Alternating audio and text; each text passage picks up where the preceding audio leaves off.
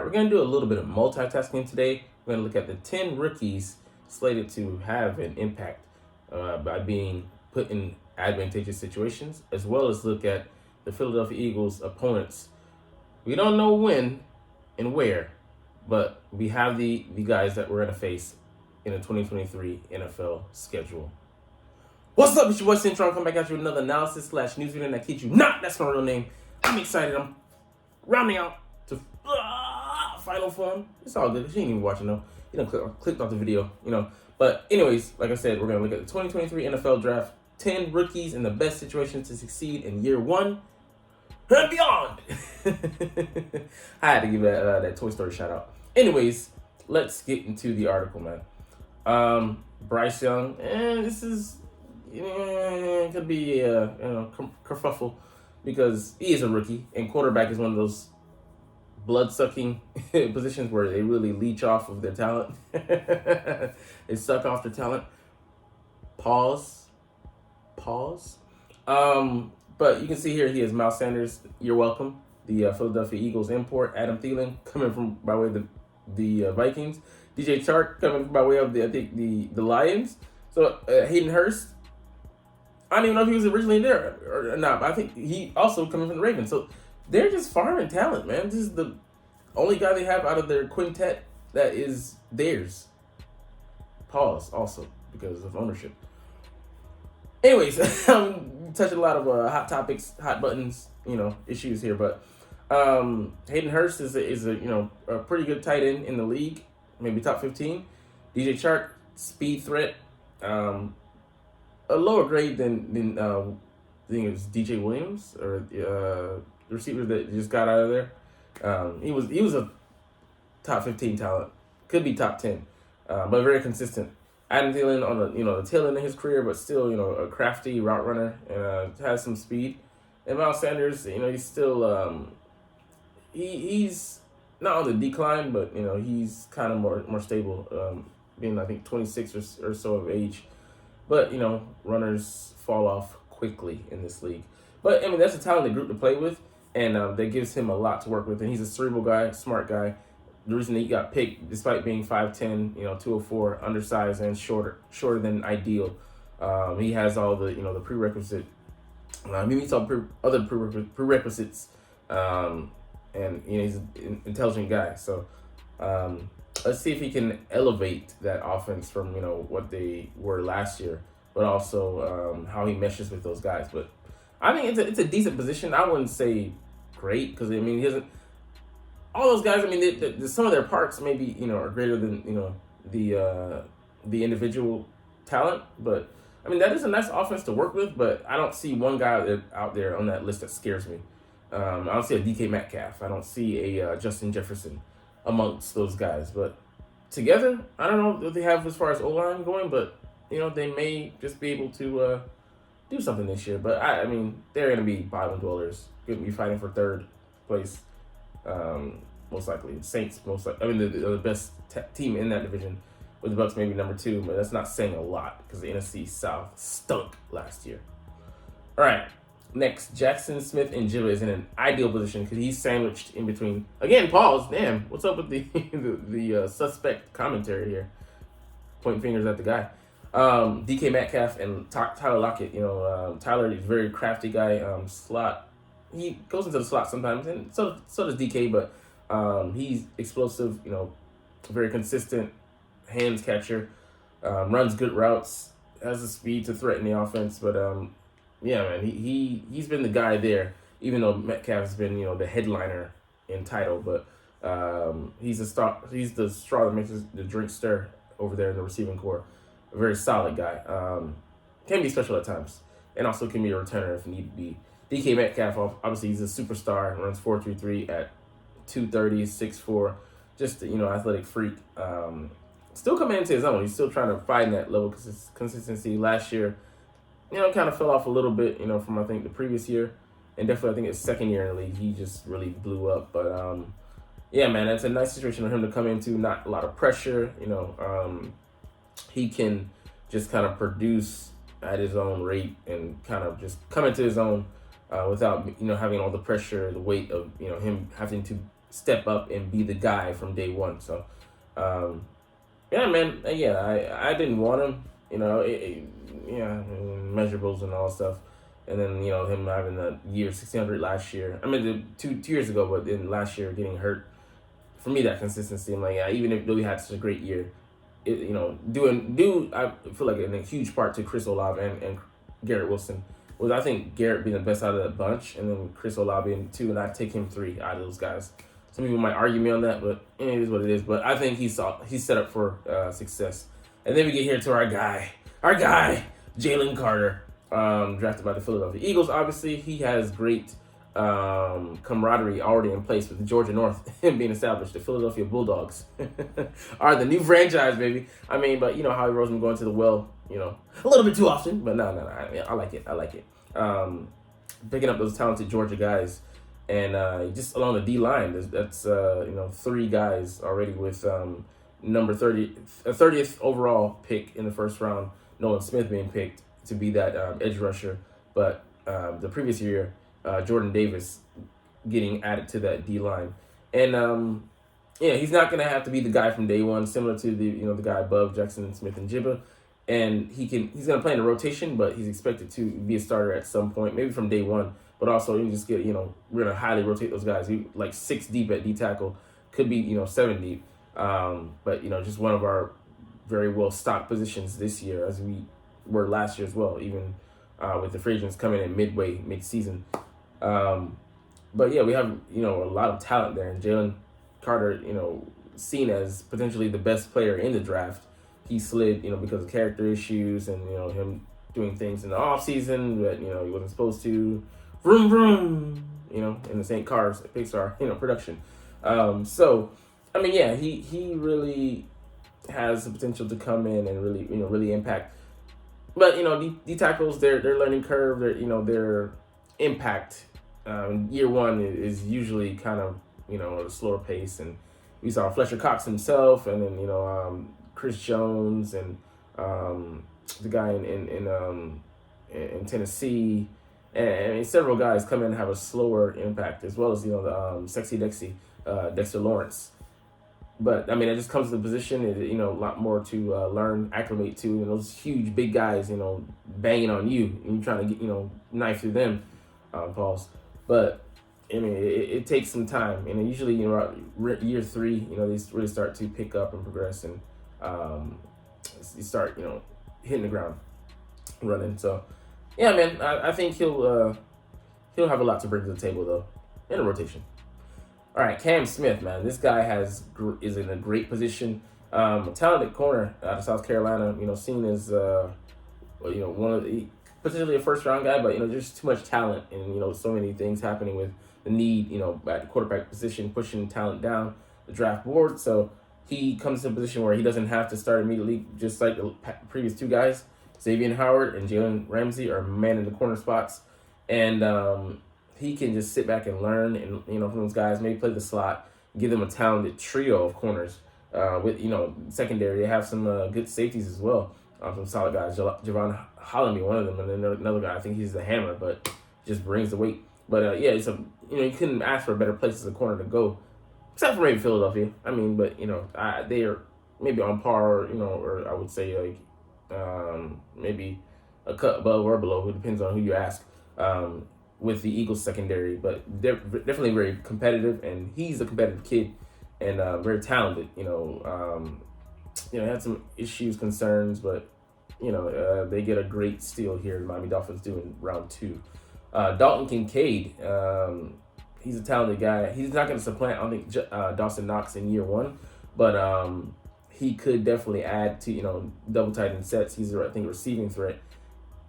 And yeah, he's going to be surrounded by guys like Stephon Diggs and the other receivers they have. They have a trio of receivers that are, talented. So you couldn't ask for a better situation to be in as a pass catcher, especially as a tight end. And then, having to be the guy from day one. So maybe he will eventually supplant Dawson Knox and when his contract is up or whatever, because I don't know the situation with them. But, man, he fell. Well, they traded up for him, so he kind of fell into their laps. That's the guy they wanted. He was a top, I think, one of the, maybe I'd say the top tight end or one of the top tight ends seen, but I think he was the first to go. So great situation to go to there in Buffalo for this guy. So shout out to you. Joey Porter Jr., his history here in the making, because his father, Joey Porter Sr., played for the Pittsburgh Steelers as an outside linebacker. This kid, not as big, 6'2", but 93, but great size and speed for a corner. Runs in the 4.4s, and he's going to be playing opposite Patrick Peterson. A great position to be in. The guy, Pro Bowler, All-Pro guy, and he just, great skill set. Still getting it done. Last year he played with the Vikings and was their best corner by far. So he's going to bring a lot to the Pittsburgh Steelers secondary. And who better to learn from? A guy with your similar frame, bigger than you.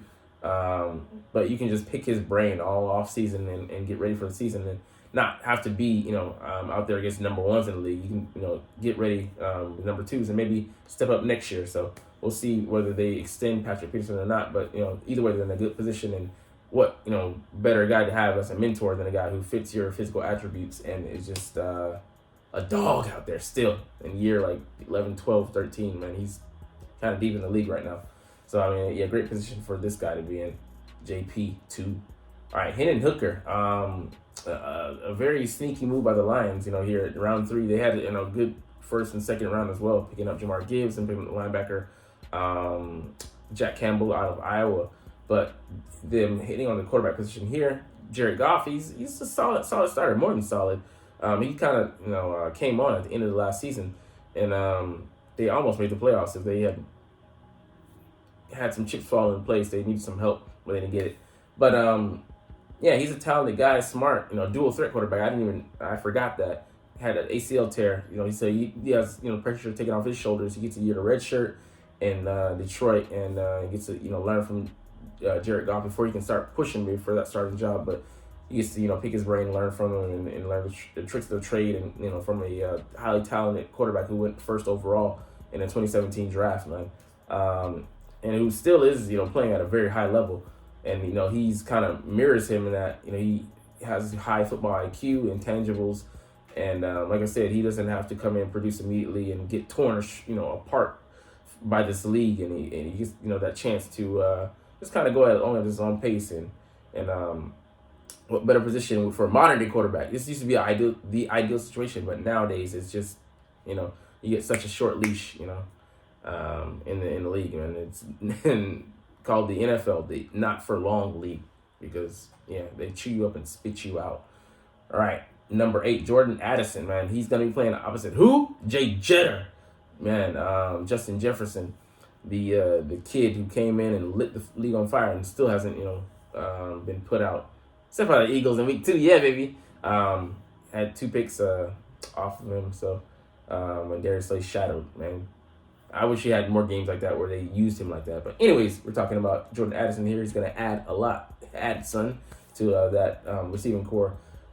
He has a guy that is the guy across from him, and he just has to make plays, when he has single coverage, and they have light boxes. They do have a number 4, Dalvin Cook, still back there in the backfield, take advantage of that. And he might be actually seeing some, he's a slot guy as well. He can play there, but he runs good routes. Has a decent amount of speed, wiry frame, so he can beat press coverage. If you can do that and can improve and learn from Justin Jefferson, man, the sky could be the limit for this kid. And he can eat off of the scraps, the premium scraps. He's gonna be fed because corners on the other side are not gonna want to with Justin Jefferson. He might be eating all day. All right, Luke Musgrave going to the Packers here, round 2. He's still a talented quarterback. Tight end.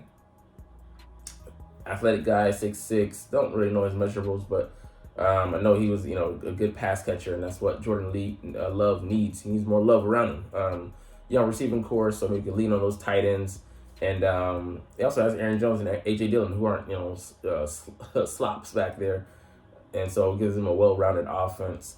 And, and he can be a safety valve. So, Jordan Love might be looking to him early and often. But having that receiving core, means that he won't be the sole focus. So maybe he can eat, and, beating those linebackers and coverages and out-jumping those DBs.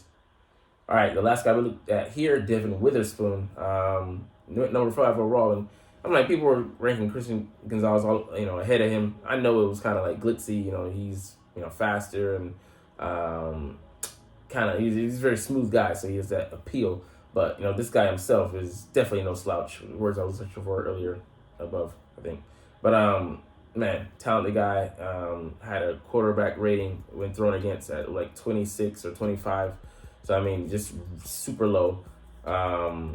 Last year as well had like a rating like in the 60 or something like that. So he's been doing this for multiple years, and he was the guy. Very good at cluing in, reading his the keys, and being the receiver to the punch. And he was the receiver. He was running the routes.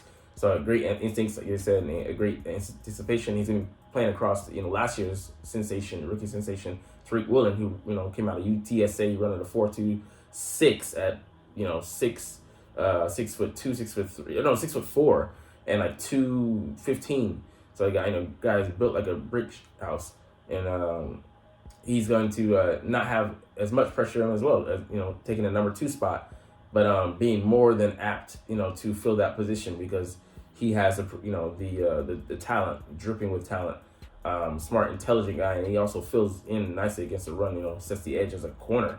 He can do that. So I mean, Seahawks got more talented. I'm sad to see that because they're going to be somebody we might be vying with for power than NFC. But that is the 10 guys that those are the 10 guys that are set up for success. So now we're going to look at the opponents that the Eagles are going to face this season. We don't know in what order, like I said, but we just know the guys. So I'm going to give a quick assessment. And given divisional opponents, that could go either way. So it's going to be a toss-up. I'm just going to say, like based on like the power rankings where you would, put, each person. And some of these, so, just give me I'm grading on a curve here because being realistic, like, some home away games, we could drop, but I'm just going to say dub or L. Dub means we're going to win that. L means we're going to go home with, or be at home, holding hot L's that you don't want. Anyways, for sake poster, no. Dallas Cowboys at home, win. New York Giants at home, that's a win. Washington Commanders at home, that's a win. Arizona Cardinals at home, that's definitely a win. Kyler ain't even playing, most likely. It depends on when. Buffalo Bills at home, I could say that'd be an L. That'd be a loss. I'm going to give him that because Josh, he's a talented quarterback. And until we prove it out there with the defense, and, definitely that show we had in the Super Bowl, anything's, possible. Miami Dolphins, this would be tough, but I'll say it's a dub. But this could be an L just because of, that explosive offense. How do we handle the receivers? That'll be, the moneymaker. That'll be what makes the matchup.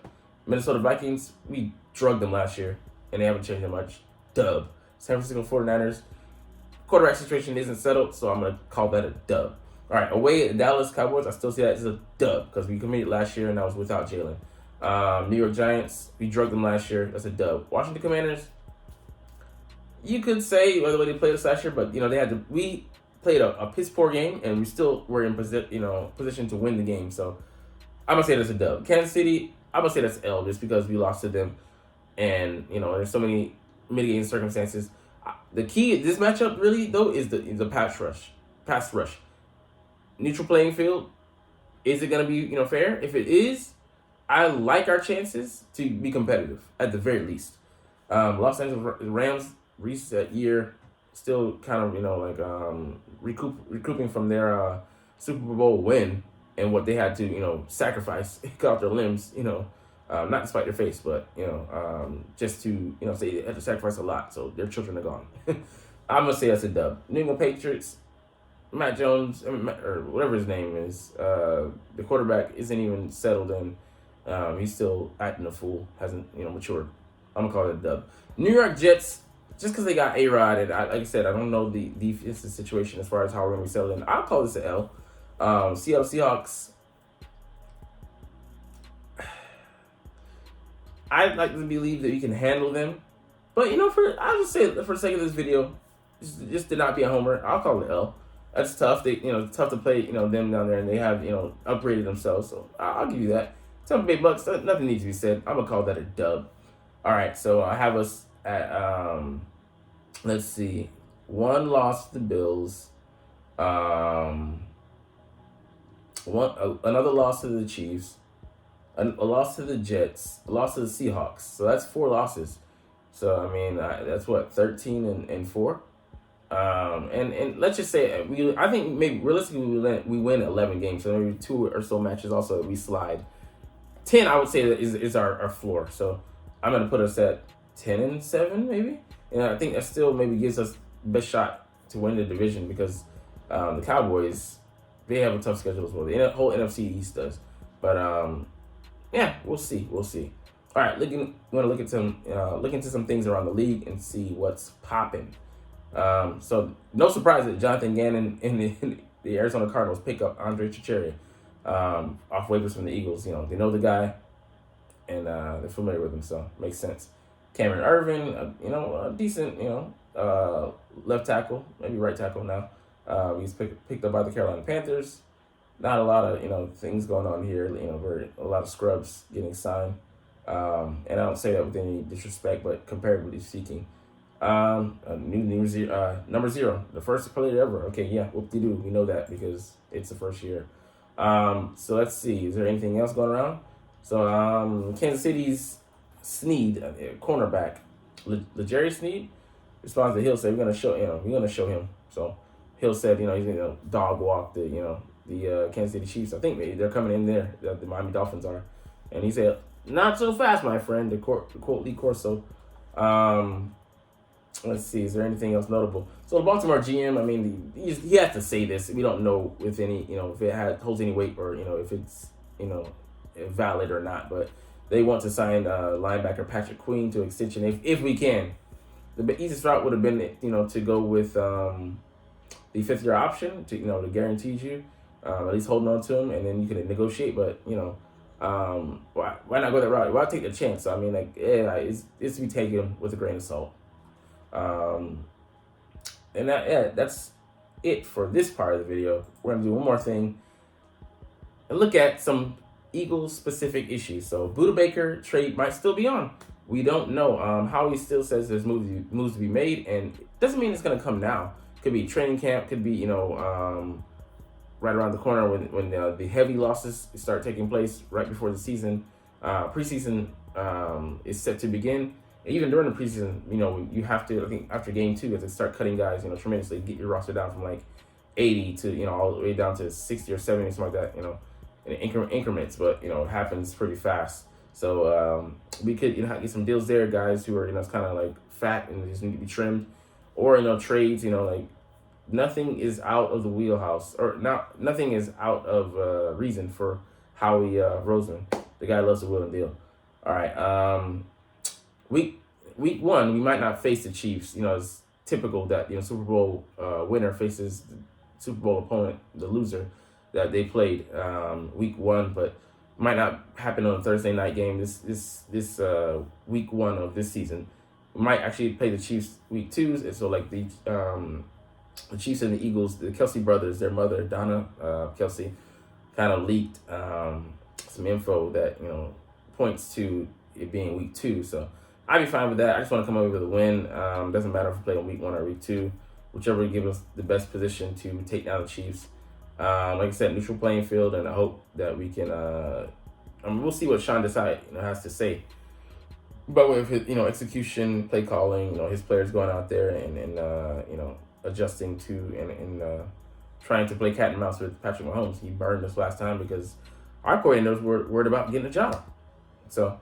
And the last issue we're going to look at here, Tyler Steen being touted as the best O-tackle that Will McDonald of Iowa State faced, so, I mean, high regard for that guy, but, obviously we knew that, we obviously highly regard him, drafted him in the 3rd round to replace Isaiah Malo, maybe next year, potentially this year as well. He has the pedigree to come in and start right away. We'll get into that video sometime later as we evaluate the film and look at these guys, but that's it for today. I feel like I'm rounding the final form today.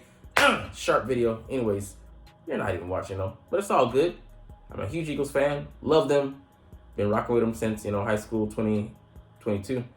But anyways, it's, as always, fly, Eagles fly. And let's motherfucking go! Like, comment, share, and subscribe if you Thanks for watching. Check me out at Cintron, Cintron Anime, Cintron Life, or Cintron Laughs, or other social media.